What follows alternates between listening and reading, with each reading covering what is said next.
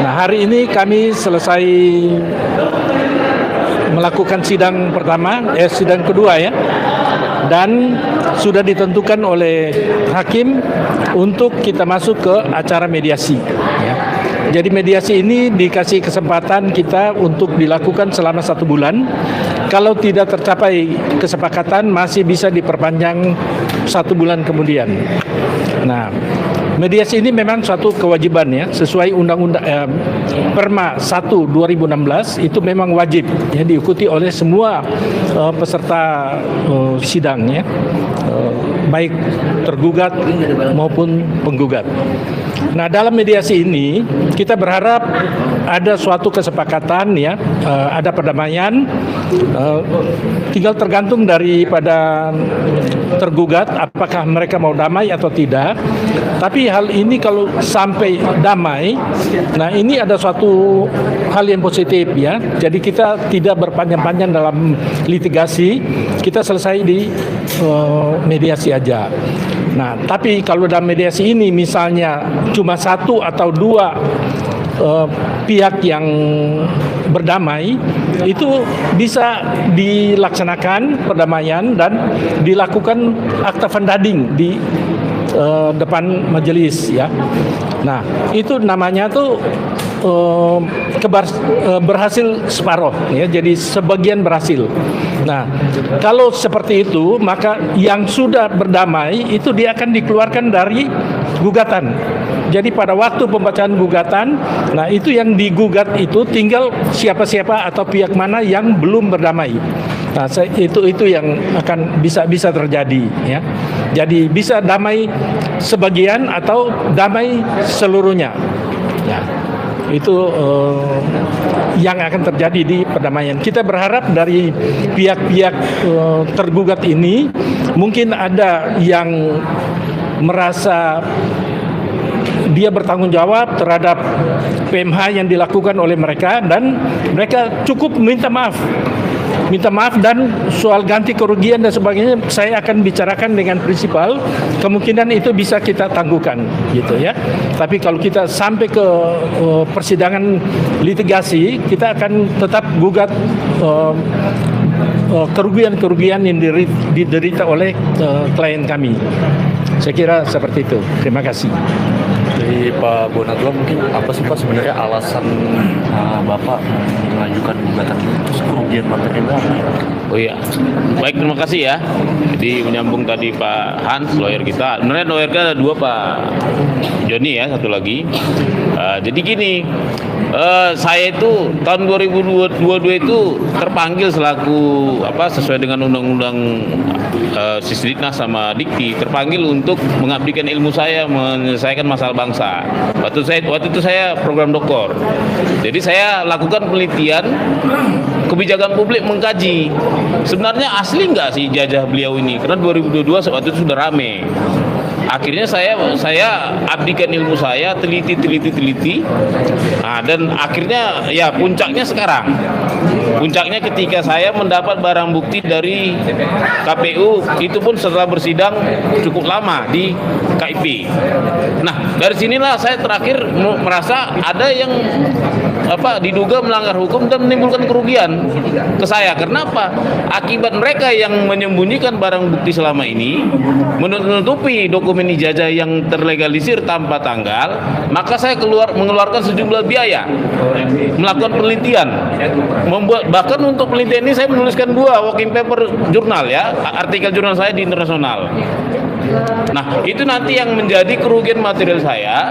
Makanya kita ajukan ke sini sebagai istilahnya kerugian nyata. Namun itu pun saya sudah berbesar hati dengan Pak Nur juga penggugat bahwa saya tidak akan meminta itu. Saya cukup dikasih minta maaf. Cuman 2 sih tuntutan di sini, minta maaf dan mengakui kesalahannya dan mungkin 50 juta per tergugat. Jadi sekitar berarti 450 juta. Itu pun bukan untuk saya, bukan untuk kita, tapi untuk biaya pengiklanan minta maaf mereka. Seperti itu. Itu aja. Kalau celah hukumnya itu apa sih Pak yang membuat kesalahan gugatan ini masuk? Jadi gini, ini sebenarnya tidak akan ketahuan kalau saya nggak mengembangkan teknik namanya peta kebijakan publik, pemetaan kebijakan publik. Akhirnya ini tampak normal. Kenapa? Karena ada peraturan yang tidak dipublis, yaitu peraturan Menteri nomor 59 tahun 2008 tentang standar-standar legalisir fotokopi. Nah, setelah saya kembangkan teknik kebijakan publiknya pemetaan, saya ketemu peraturan ini. Dan uniknya peraturan ini sebenarnya sudah diketahui KPU. Kenapa? Peraturan ini ternyata dipakai juga di PKPU tentang pileg. Nah, pertanyaannya kenapa di pileg dipakai, tapi di pilpres sama pilkada enggak? Seharusnya diterapkan. Apa itu peraturan isinya? Bahwa seharusnya setiap fotokopi legalisir itu harus mempunyai tanggal dan tahun legalisirnya. Kenapa? Ya, kalau tidak dibuat tanggal, mau bagaimana kita menuntut? Itu kan putusan tun. Kan kewajiban kita bisa menggugat itu kan 90 hari setelah pengesahan. Kalau nggak ada tanggalnya mau gimana? Mau berlaku seumur hidup atau tidak boleh dituntut? Nah, dari situ lagi setelah saya menemukan peraturan menteri tadi, itu kan 2008, berarti 2005 belum berlaku kan gitu kan? Saya cek lagi, saya cari lagi. Ternyata ada keputusan menteri pendidikan nomor 324 yang ternyata hilang juga, raib juga dari JDH namanya, Jaringan Dokumentasi Informasi dan Hukum. Akhirnya saya minta lagi ke Mendikbud, ke Kementerian Pendidikan Dasar Menengah, saya minta itu. Walaupun saya sudah ketemu secara di dunia maya, saya ketemu ya, banyak aja yang nge-share, tapi akhirnya saya minta ke Kementerian Pendidikan Dasar Menengah dan resmi saya jadikan bukti.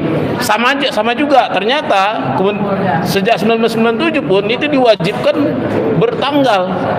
Ya, jadi jangan ada alasan peraturan UGM internalnya begini nggak mewajibkan. Ya tidak, UGM itu kan di bawah Kementerian Pendidikan, nggak boleh buat peraturan sendiri. Seperti itu. Berarti tanggal itu yang ditekankan dalam gugatan itu ya? Ya, meskipun ada nanti beberapa yang kita mau ungkapkan, misalnya kenapa fotokopi itu terlegalisir itu hanya atas nama Pak Naim melulu. Dari 2005 sampai 2014 itu fotokopi Pak Naim melulu, padahal orangnya sudah pensiun. Itu yang nanti mau kita tanya ke Pak Prof Naim. Kan Prof Naim kita jadikan juga sebagai tergugat ya. Nanti kita tanya ke Prof Naim, apa benar Prof Naim melegalisir meskipun sudah pensiun? Ada juga kita ketemukan ternyata NIP-nya beliau itu tidak diupdate. Seharusnya NIP nomor induk pegawai beliau itu sesuai dengan peraturan Badan Kepegawaian Negara itu sudah harus 18 digit. Kenapa dilegalisir itu hanya tetap 9 digit? Seperti itu. Soal mediasi ini nantinya seperti apa Pak? Apakah udah langsung mentok batal mediasi atau menempuh upaya mediasi dulu? Terkait materinya mungkin Bang Joni tadi kita diskusikan. Silakan Bang. Beliau ini terima kasih teman-teman media. Pertama kami sampaikan bahwa hari ini adalah sidang kedua melengkapi memeriksa legal standing para pihak dan itu sudah lengkap. Artinya kita akan sidang on the track sesuai dengan hukum acara. Yang kedua, bahwa langkah selanjutnya adalah mediasi. Walaupun kami paham soal itu, tapi sebagai yang memperjuangkan hukum, meminta agar mediasi itu bisa lebih efektif. Bukan cuma substansi, tetapi juga waktunya. Di depan persidangan, walaupun ada peraturan tentang itu, kita meminta agar mediasi itu efektif dan singkat. Karena azasnya adalah persidangan yang singkat. Dan tentu itu adalah bagian daripada yang harus kita sampaikan. Yang ketiga, bahwa klien kami, Saudara Dr. Bonatua Silalahi dan Pak Nuryono Aladin, saya ingin tekankan Saudara Bonatua itu adalah peneliti, bukan yang lain. Dan Pak Nuryono Aladin itu adalah seorang pejuang, Purnawiran TNI Angkatan Laut. Jadi ini sebenarnya kita ingin menguji, Kalau tadi diistilahkan adalah peta pembuatan kebijakan publik yang tangguh, yang benar. Dan kami yakin bahwa dengan dalil, dengan posita, dengan bukti-bukti yang ada, bahwa proses itu akan mudah kita buktikan. Dan kita sudah siap dengan bukti-bukti yang juga berasal dari dokumen-dokumen yang otentik, baik itu dari Komisi Informasi Publik dan juga dokumen-dokumen yang lainnya yang barangkali tidak akan bisa kami buka semua. Yang berikut hemat kami bahwa hal ini penting untuk kembali bukan cuma sekedar apa yang kita minta di amar, tetapi adalah untuk menegakkan kebenaran hukum dan menegakkan kebenaran dalam cara kita bernegara, wabil khusus dalam pembuatan kebijakan publik yang sangat penting, yang diketahui, dilakukan, dan dipergunakan untuk proses jabatan-jabatan publik di negeri ini. Saya kira ini adalah bagian daripada kita untuk menegakkan kebenaran dan kebenaran ilmu pengetahuan kebijakan publik dan kebenaran hukum itu sendiri, agar kita mempunyai presiden bernegara yang baik dan tangguh. Saya kira itu poin saya, dan kita akan siap untuk bermediasi, bahkan siap untuk lebih cepat dalam menyelesaikan mediasi dan masuk kepada pokok perkara. Saya kira itu, Pak Mur. Tadi sudah dijelaskan oleh kuasa hukum kami Pak Hans maupun Pak Joni, dan tadi juga dijelaskan juga oleh Pak Bonatua. Intinya kami sebetulnya apa yang telah dilakukan kita dan Pak Bonatua itu sangat sayang kalau tidak ditindaklanjuti. Karena target kami adalah kami ingin membuktikan oleh masyarakat di Indonesia ini bahwa Jokowi tidak punya ijazah sarjana kehutanan. Itu paling penting bagi kami. Target kami itu sebenarnya. Ini hanya pentahapan aja, pentahapan mengarah ke sana. Kalau ini terbukti bahwa memang ijazahnya yang disampaikan di KPU Pusat, KPU Solo, KPU DKI, ternyata ijazahnya yang seperti ini, nantinya berarti itu palsu. Udah jelas palsu. Itu yang diteliti oleh teman-teman sebelum kami. Kan sudah banyak diajukan gugatan tentang ijazah ini. Nah, target kami saya dari Forum Purnawiran Prajurit TNI, ya, kejujuran, kebenaran, keadilan itu harus kita tegakkan di negara kita ini. Demikian, dan terima kasih pada teman-teman media yang selalu mendukung kami di dalam kami menegakkan keadilan ini. Terima kasih.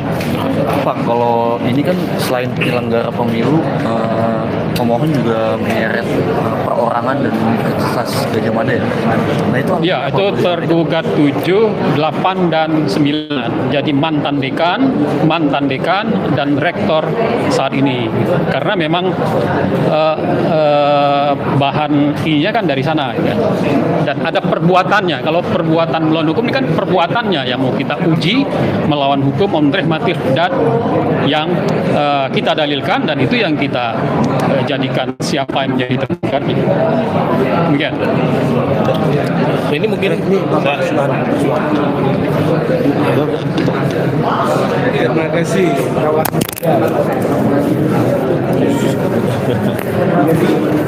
Saya datang ke pengadilan ini mengajukan gugatan CLS menggugat Ketua DPR Puan Maharani dan kawan-kawan. Nah, hari ini dijadwalkan tadi udah masuk ke jawaban. Tapi kuasa hukumnya saya protes. Kenapa? Puan Maharani dan kawan-kawan memberikan kuasa kepada Komisi 3. Nah, Komisi 3 memberikan kuasa lagi kepada Biro Hukum DPR. Itu yang saya protes. Kenapa nggak langsung saja apa Ketua DPR ini kepada Biro Hukum? Tapi kenapa belok ke Komisi 3 itu? Jadi acara minggu depan jawaban, tapi ikut. Petitum saya minta agar DPR menyatakan pendapat bahwa wakil presiden sudah tidak memenuhi syarat undang-undang dalam hal pendidikannya. Itu petitum yang saya minta. Udah, ada pertanyaan? Oke, makasih. Ya. Baik, terima kasih. Oke. Iya, Pak. Iya.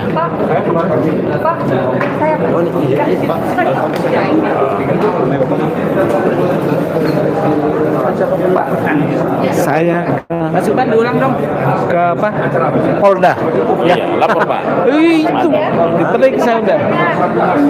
Mas Iban diulang dong. Ayo. Tanya nanti. Di sini. Oh, di sini. Iya.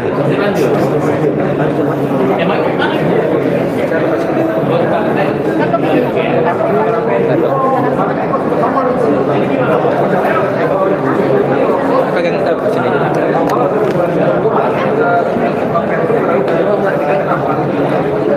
Ya, terima kasih dari media ya. Mas Iban, Jadi jelaskan sidang yang tadi, Pak. ya, hari ini sidang menggugat para ketua DPR, Puan Maharani dan kawan-kawan. Namun sayangnya para tergugat ini memberikan kuasa kepada Komisi 3. Lalu Komisi 3 memberikan kuasa lagi kepada Biro Hukum DPR. Nah, ini yang saya keberatan. Karena apa? Berarti kuasa ini substitusi, tidak bisa dipakai. Namun hakim bilang nanti ditanggapi di dalam replik. Oke. Lalu berikutnya dijadwalkan jawaban dari para tergugat. Acaranya ikut, jadi nggak bisa diliput, ya, gitu ya. Nanti waktu pembuktian baru ketemu di pembuktian, itu offline. Tapi tadi sempat dibacain Permohonan dianggap dibaca gugatannya, jadi karena saya juga keberatan yang datang juga saya anggap bukan kuasa hukumnya, jadi saya cukup dibacakan aja. Itu. Nah, Bapak nanti buat sidang ke depan, Pak. Harapannya. sidang ke depan jawaban. Nanti saya infokan kepada teman-teman. Nah, tetapi hari ini saya mau datang ke Krimsus Polda untuk diperiksa atas laporan tindak pidana kearsipan di Krimsus Polda ya. Kalau teman-teman mau membersamai nanti supaya dapat info, nah saya datang ke Polda. Apa yang saya laporkan bahwa ijazah Jokowi tidak ada dan laporan saya diterima di Krimsus ya. Apa alasan saya tidak ada? Saya mendapat ada 6 bukti yang menyatakan bahwa ijazah itu tidak ada. Itu ya. Dan semua bukti itu dari instansi yang memiliki kewenangan. Satu dari KIP, satu lagi dari ANRI, satu lagi analisa bukunya Pak Bonatua. Itu ya, antara lain. Oke. Pelapor ya, Pak. Iya, saksi pelapor saya ya. Oke. Sama tentang yang tadi juga, ya itu aja tadi. Itu 3 buat uji. Iya, 3 buat uji. Itu keras itu. Undang-undang lebih parah. Undang-undang dilanggar loh. Gitu. Makasih Pak Bona. Jadi gimana Pak Bona tadi hasil sidang? Menurut Pak Bona gimana? Puas, tidak puas? Saya justru puas. Kenapa? Semua KPU datang dari Solo juga, tadi saya gubernur Solo. Semua Bawaslu datang. Tergugat UGM dan dekat yang menantanganin Profesor Naim dan Profesor Budi datang. Itu suatu kemajuan. Jarang orang datang. Berarti kan mereka menghargai sidang ini. Mereka konsen dengan sidang ini. Saya merasa terharunya di situ ya.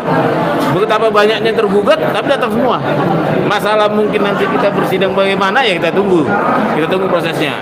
Saya berharap nanti kita mediasi, mereka minta maaf saja. Saya nggak mau nuntut uangnya. Minta maaf aja udah. Cukup minta maaf saja. Cukup, nah mediasinya. Minta maafnya ke siapa? Ke rakyat. Rakyat Indonesia. Iya, rakyat Indonesia. Saya nggak mau uangnya, saya bilang nggak butuh. Mungkin tadi saya minta di situ uangnya 450 juta, 50 juta per orang, enggak. Saya nanti mediasi saya bilang cukup minta maaf aja ke rakyat Indonesia. Udah, sisanya urusan rakyat Indonesia nanti mau diapakan. Pak, menurut Bapak alasan apa sih Pak yang mengharuskan para tergugat ini untuk meminta maaf kepada rakyat? Nah, mereka jelas tidak memenuhi ajas umum pemerintahan yang baik, AUPB. Ya. Ya. Jadi jelas-jelas undang-undang mensyaratkan legalisir fotokopi, legalisir setiap legalisir harus ada tanggal, bulan dan tahun. Peraturan menterinya juga mewajibkan itu. Peraturan Menteri Pendidikan Nasional, keputusan Menteri juga tahun 1997 juga mewajibkan itu. Ya pasti kita selaku warga negara siapapun, kalau ada yang namanya pelanggaran peraturan perundang-undangan itu wajib dilapor. Kita kan taat peraturan, gitu ya. Pak, selain permintaan maaf tadi Bapak juga ada permintaan material ya Pak ya? Iya. Ya itu gimana Pak teknisnya berapa? Terus saya itu selama penelitian itu menghabiskan, saya hitung sudah hampir 419 juta. Saya sampaikan di gugat. Kenapa?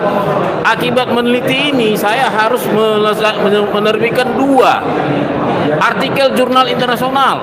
Bisa dicek di SSRN, working paper. Saya juga kemana-mana jalan. Saya juga bersidang 6 bulan di semua instansi. Ya, karena mereka pada nggak mau ngasih.